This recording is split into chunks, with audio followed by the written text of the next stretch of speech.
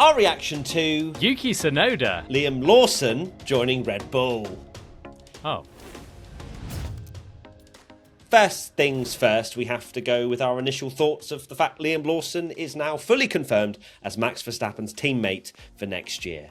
My first thoughts are that it's not a surprise with everything.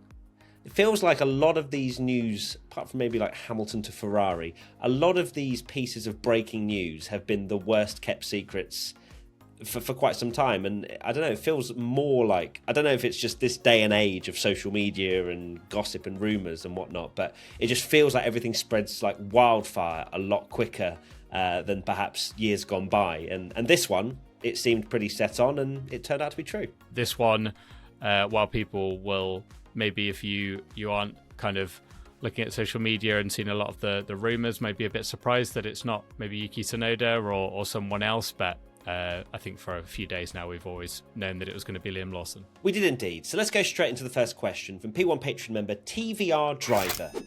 What will Lawson need to do to keep the seat past the summer break?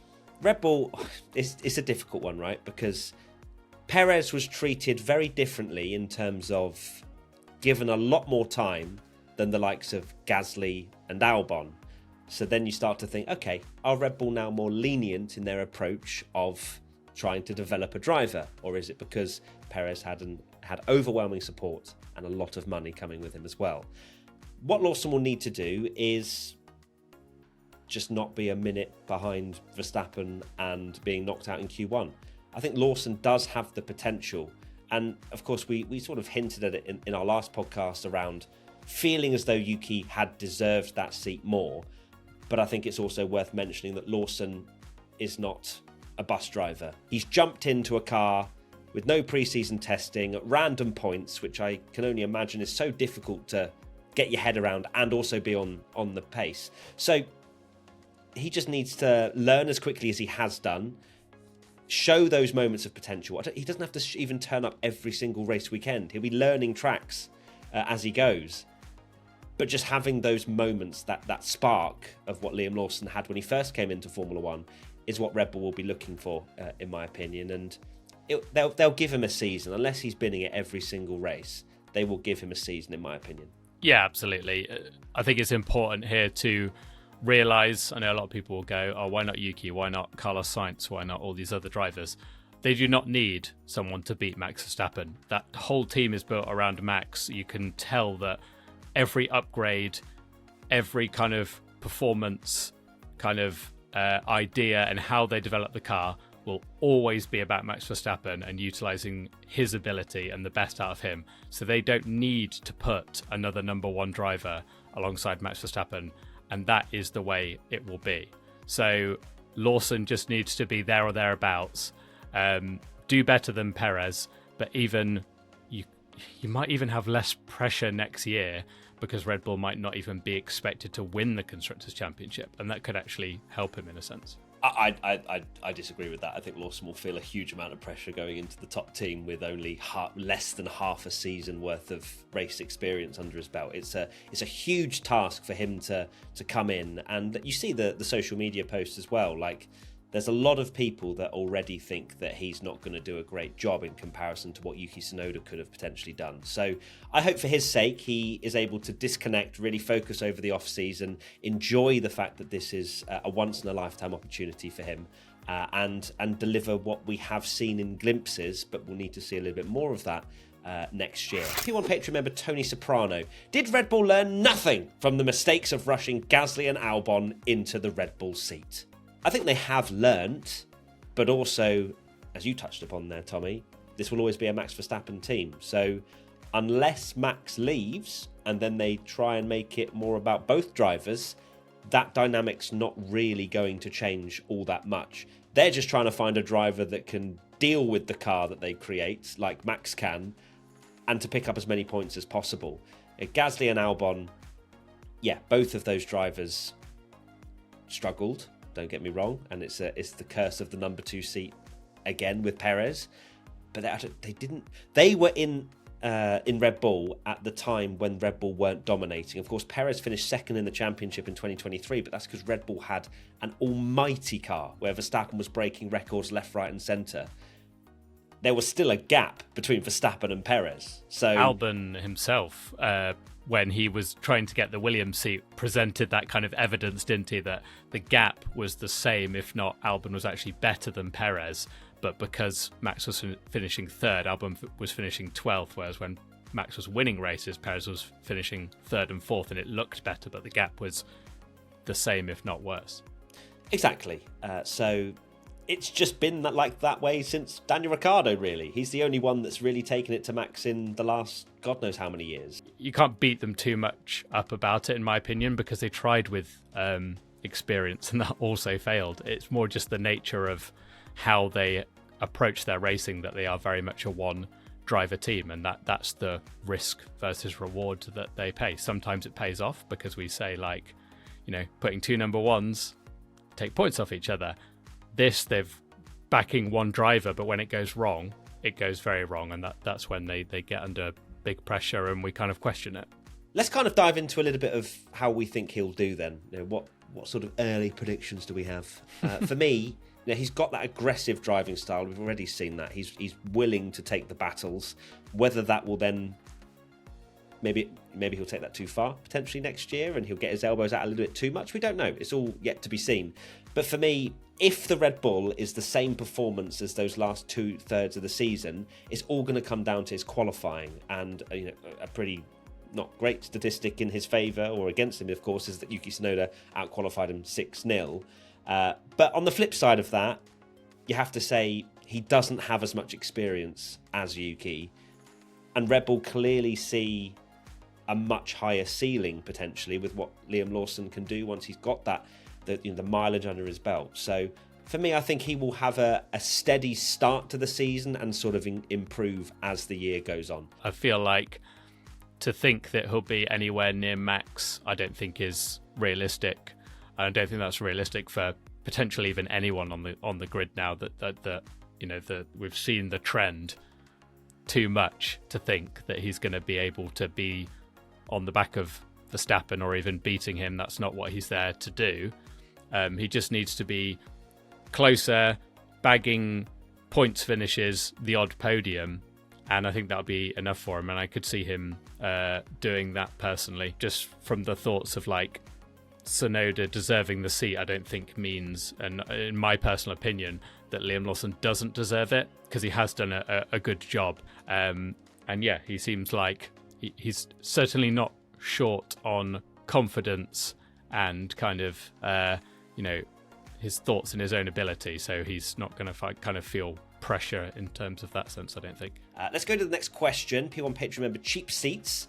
Why does Red Bull use Yuki as the measuring stick for its drivers but not give him the promotion?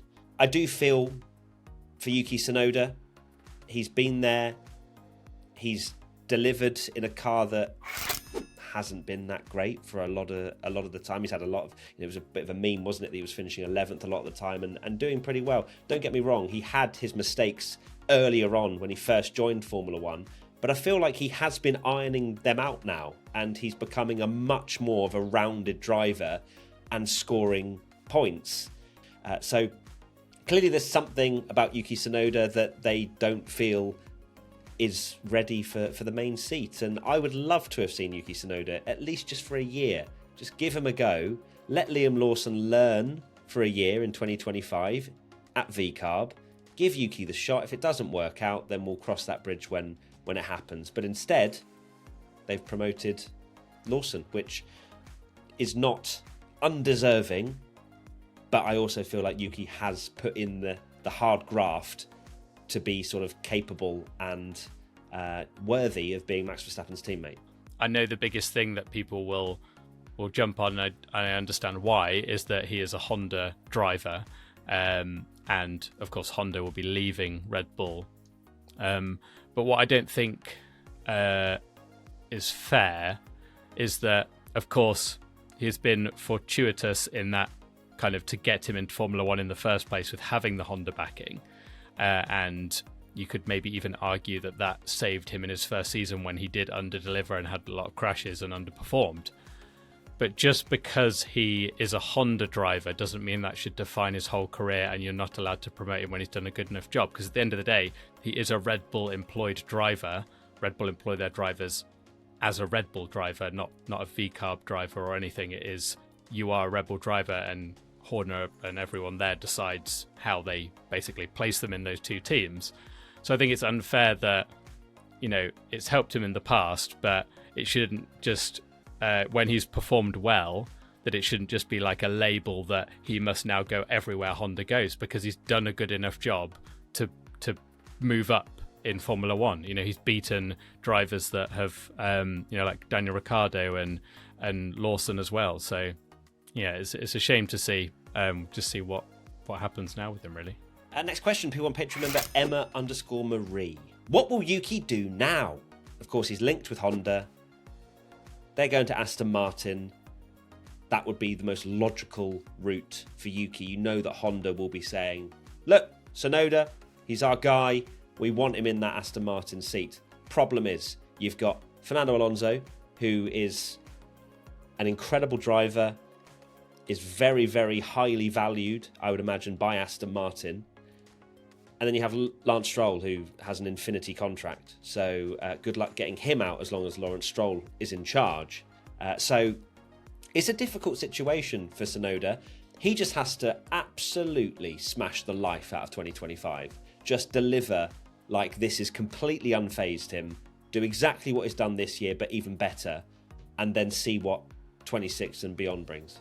I think Aston Martin is the logical step, but Fernando Alonso is going to cling on for dear life now. He's got Adrian Newey in that team and going to want to deliver a win or maybe even a championship again, even if he's 50 years old. So it depends what they do from that side. And it does put Yuki in a difficult situation, because it's that kind of, and this is just Formula One in general. You know, you wait and it's all about being in the right place at the right time.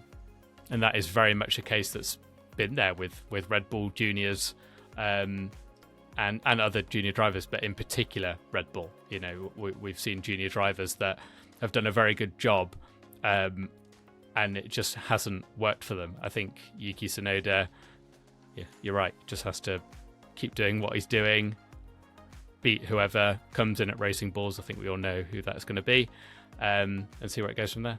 Well, that segue, Tommy. Of course, it does seem as though Isaac Hadjar is the driver that will 99% probability get that Racing Bulls seat, not V-carb, from here from next year. We'll see how he does. It's very much a case of we can't really judge right now, but he'll have a fantastic measuring stick with Yuki Tsunoda to go up against.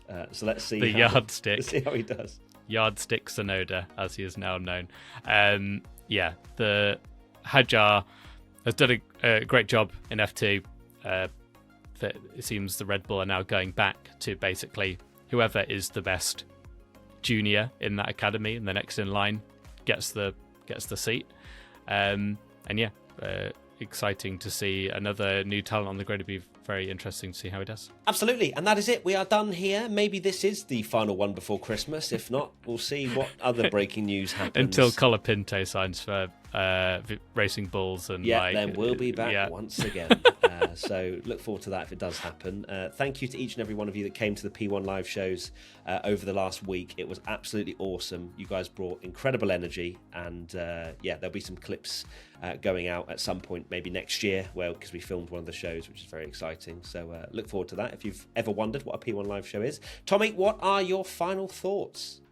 Final thoughts are, I will just shout out everyone that went to the P1 live show, because it's always an incredible experience, and it's so much fun. And then to actually meet people that the podcast means a lot to is always so lovely. People being so nice and sharing their experiences, and even someone, if you're an audio listener and heard our ramblings at the end of every podcast episode about penguins and stuff, someone knitted some little penguins for us and all sorts of crazy little gifts, and it's so lovely that the podcast and means the so much to as people. well that we had.